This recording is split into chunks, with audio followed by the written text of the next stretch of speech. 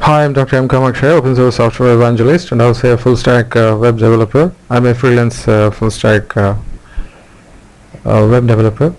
In this video, I'm going to show you how to create components using Jinja programming language. So what is this Jinja programming language? This is actually a templating engine used inside Python together with Python programming language while developing web applications. So I imagine that you reasonably know about web development using Python platform, especially Flask framework. So without much, so in case if you don't know what is this Jinja, Python, Flask and all everything, this video is not for you, and I assume that you got to know about Python, Flask framework, and minimum Flask framework and Jinja template.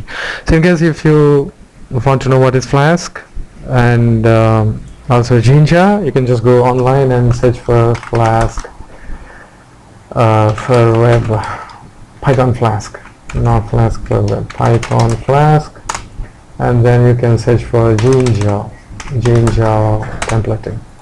Now here earlier we used to have poco.org or something. I'm not right. So this is Flask is developed by a great individual called Armin Ronasher, and in here I'm not talking. I don't like to talk much about Flask, and you have to know. So this is actually the portal for Flask, and this for Jinja. I think you can go here and read what is Jinja. Is a templating programming language. Templating language meant for Python community to develop, which is very much useful for developing web applications. Now in this, the purpose of this video is to show how to convert any HTML snippets into a component. So what is this component actually? The word component is widely used in some of the communities related to Angular and React. There you may find even there are so many other frameworks available for web development. These Java people most widely use this word component. Component is just nothing but a set of statements meant for creating a unique component in the web application. Maybe a group of input widgets, or maybe anything, whatever it is, like a group of HTML, a group of HTML tags which are crumpled into a particular item, and this item behaves like a component. So I'm just going to show you how to in some extent I can say that this approach, the approach which I'm going to describe you today in this video is much better than Angular and React way, because it is much simpler than the way they achieve this task. So now what I'm going to do, I created a web application here. As I said, I assume that you know the basics of developing a web application by using Python programming. You need a server script, just like app.py or anything, you can call anything, that it doesn't matter, and you need to have a folder for macros. Now I am going to use the Atom editor for web development. I like it because it has quite a few automated procedures. The developers don't need to write each and every statement manually. You can get the widgets or the statements by a couple of there are automated procedures. Okay, now you see here I have the app. So my app is very simple, Python Flask routine. So from Flask, import Flask render template. I need these two commands from the Flask module. By the way, you need to ensure that the Flask is installed in computer. And I'm going to instantiate the app, and the app I'm going to create here I'm creating a route. This is just going to be the home. You see I have a template for home. I didn't have anything inside home, so here what I'm going to do is just so I'm in home, right? If I write like that HTML and press tab in Atom, it fills everything. Now I can come here and write Flask no components demo, something like that. This is just a title, and inside here, by the way, I am going to make use of Bootstrap. Okay, I think let me open the Bootstrap CDN. We are just going to use Bootstrap CDN. No, not this one. Getting started, I guess. I don't know. Let me see. Yeah, here I have. So this is the Bootstrap CDN. So let me copy this. This is for CSS because I don't want to write everything manually in my application. Now here I have JSS scripts. Let me. I have to use this here just above the JSS. Say home, and now let me wrap my so that it is easy for you to okay. So now my minimal template is ready for home, and then this is for macros. I'm just within no time going to describe you how to write the macros.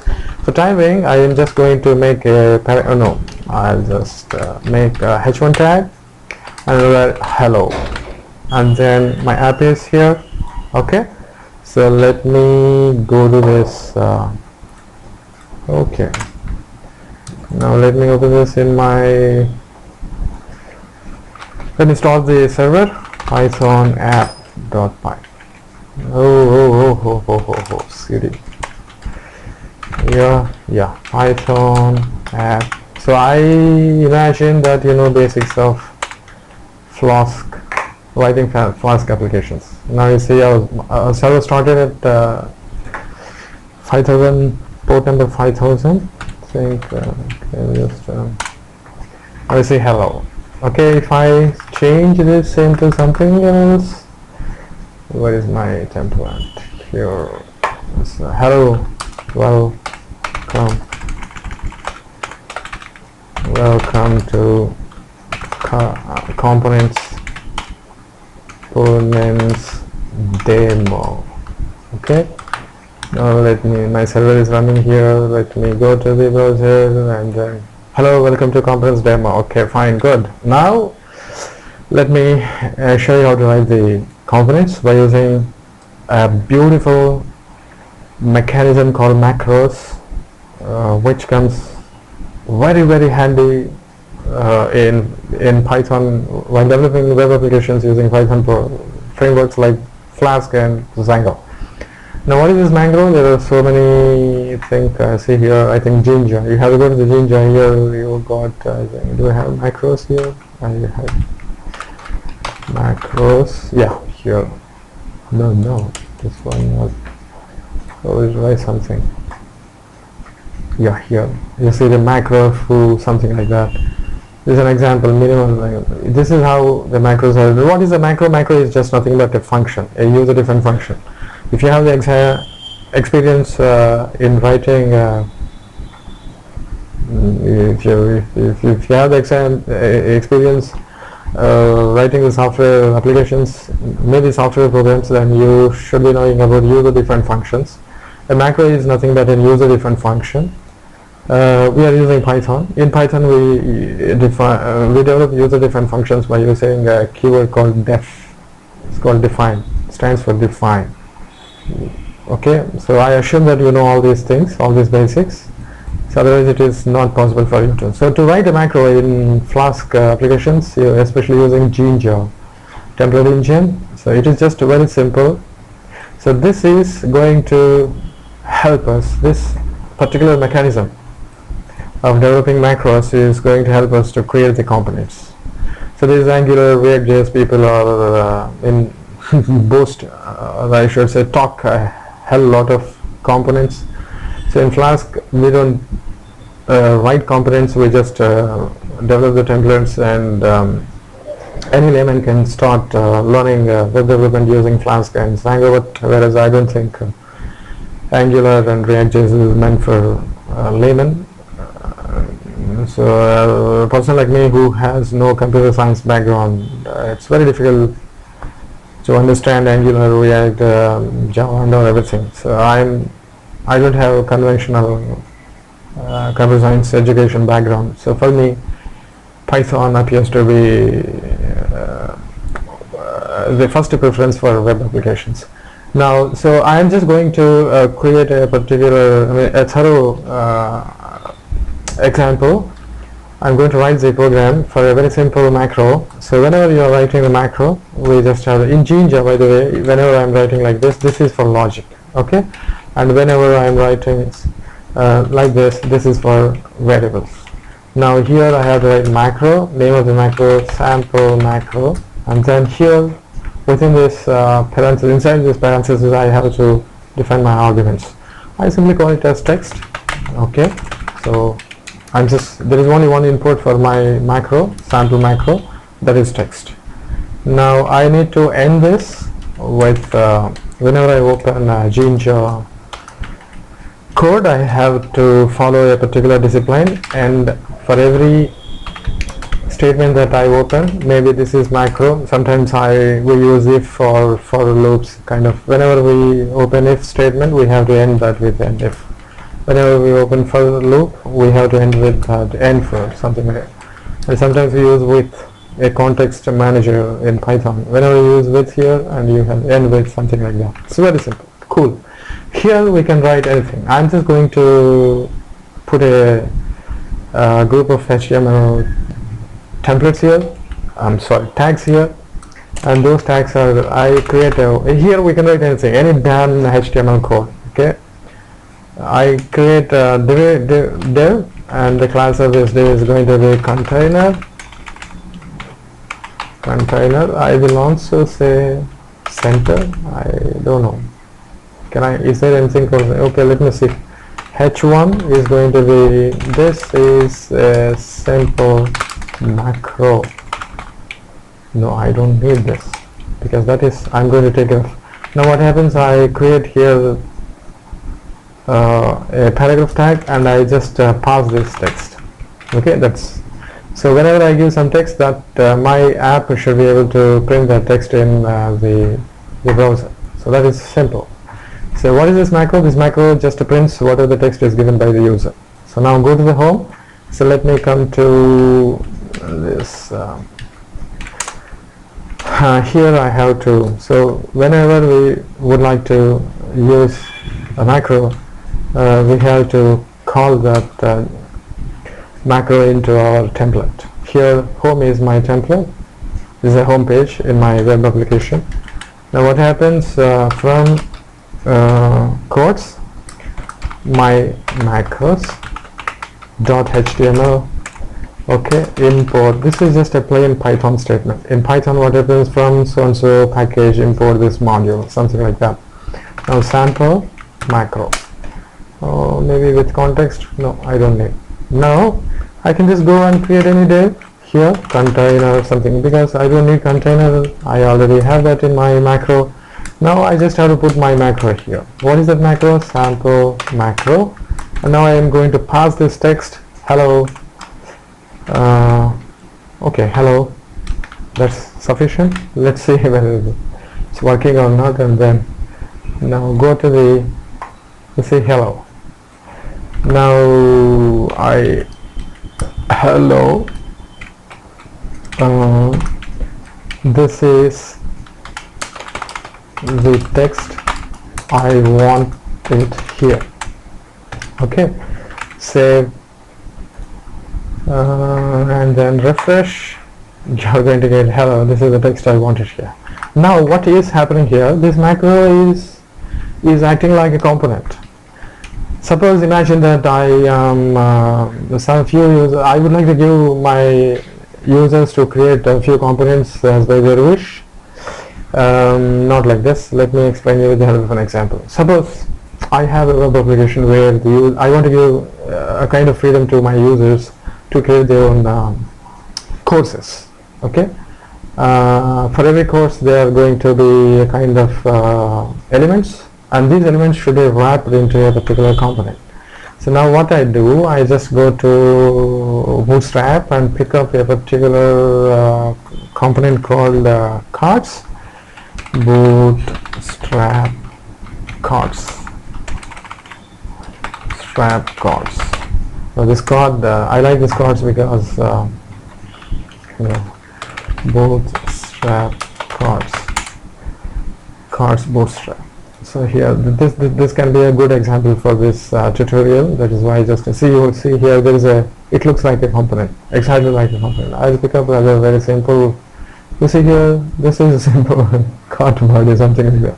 So this can be a better example for the component, but however I take this. Okay, this looks very simple, right? So let us imagine that this is what is the component which we would like to render on in our web application, and this template I want to give whenever users wanted to request the web application to create a course, that must be able to create a card like this, and here instead of the card title we are going to replace this elements with the help of our custom statements. Okay, now I'll just copy everything. I'm going to convert this HTML code into a component. Okay, now let me go to the macros. I just delete this and paste everything here, and I will just make it save. Now I call with the name course, create course. Now this course is going to have few card title.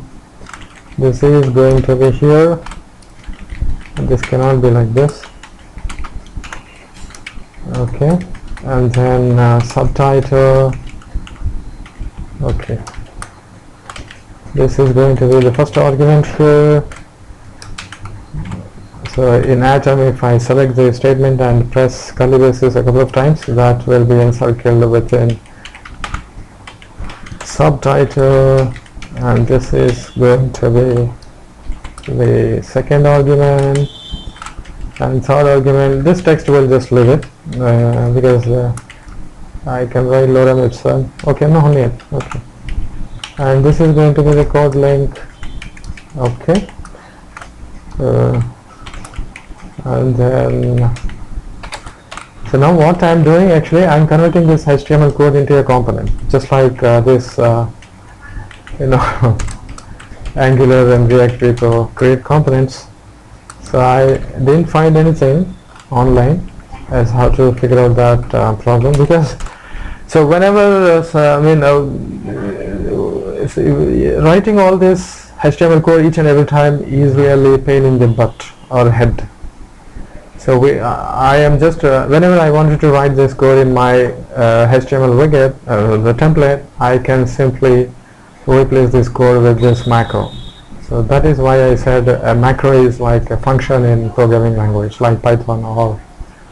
So now we don't need to write everything like this. We can just take this title of the macro and go back to from my macros import, and now I can just come here and I can write all this. So now these statements are, imagine that this the inputs are coming from a user, maybe from via a database, or maybe from a form. Anyway, okay, that is why I said I imagine that you know the basics of web development using especially Python Flask framework and the basics of HTML code. Now what is the title? In my first one is course title, right? So let me write the course title, R programming language. Okay, and then second one is going to be the subtitle for beginners, and the third one is going to be the link. This is going to be, the first link is going to be enroll, and second one link is going to be watch videos free. Okay, and this free can be a kind of okay, it's fine. So now this particular statement is going to act like a component. That is what is the intention behind this webcast. Let's go back to our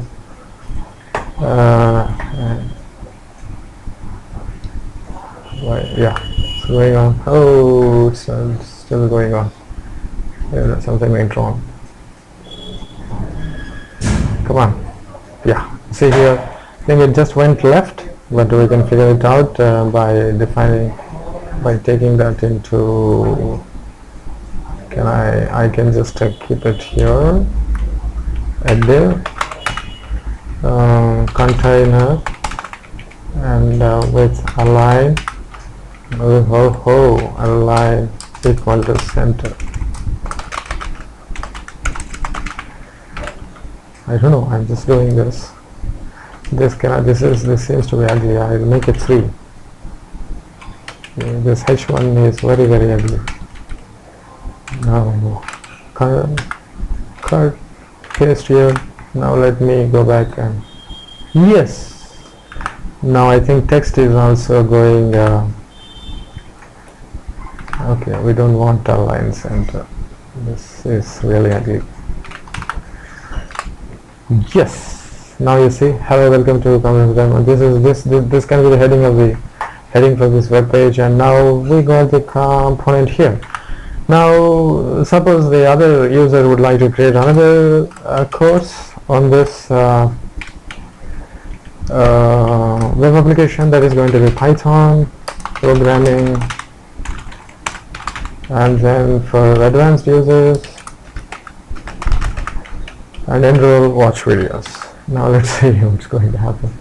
I think that is not the way. So it is coming just below that, but we can configure, we can create another div with container, and now here I can paste this. And let's see what's going to happen. Yeah, more or less same. Okay, now let me see if everything is okay or not. I suspect yeah, fine. Okay, so we don't need to write the entire HTML, all this code each and every time. So we can just simply create a macro which will take care of the entire block of the HTML code by converting that into a simple component. So this way, I think I was searching for a proof of concept for creating components in web frameworks meant for Python, because Python community don't believe in the way Angular and React.js people believe. So but it's really a big pain creating components every time writing HTML code manually. So I thought I can figure out that particular task by I identified Jinja macros maybe coming in a handy way while creating the components. So this is for this, guys, folks. Thanks for watching this video, and stay tuned for the new content, and please subscribe to my video channel. Thank you.